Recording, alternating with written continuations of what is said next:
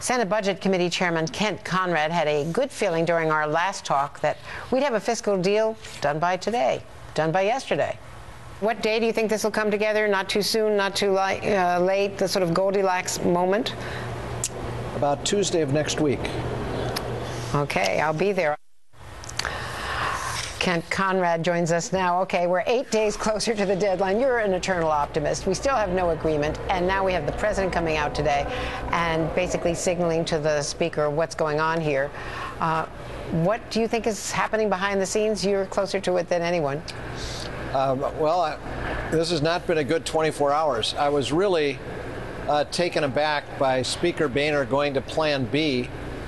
Just at the time, I think many people across America thought we were behaving like adults.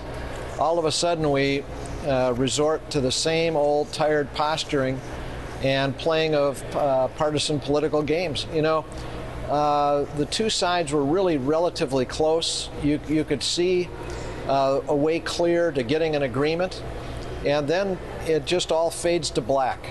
It really makes one wonder, what is it going to take to get people here to stay focused and to get results?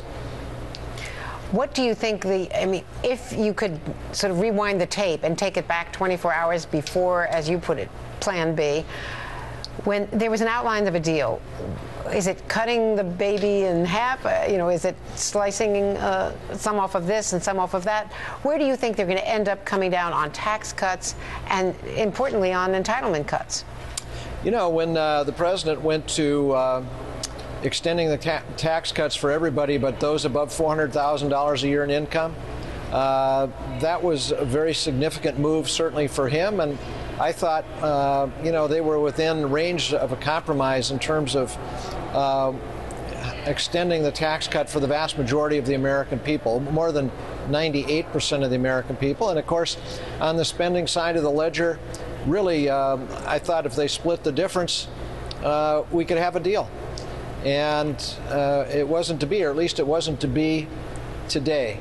Now, one has to hope after we go through this next exercise of so-called Plan B, which is not going anywhere, it's not going to pass, why not stay focused on trying to get the agreement they were so close to achieving? I really find it almost incomprehensible that the speaker in the midst of this goes to Plan B. Let me ask you about the debt ceiling extension. The president was suggesting 2 years. Do you think that 1 year would be an acceptable agreement? And since John Boehner had come up with the 1 year, is there something in the middle there that could be the final compromise?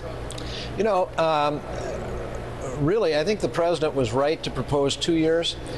There is a way to bell that cap, perhaps extending it for a year and then giving the president the authority to extend it beyond that, with Congress having the ability to veto any such extension on a supermajority vote would be a way of resolving that. In other words, get the year locked in, then give the president the authority to go beyond that, and Congress the ability to veto it on a supermajority vote.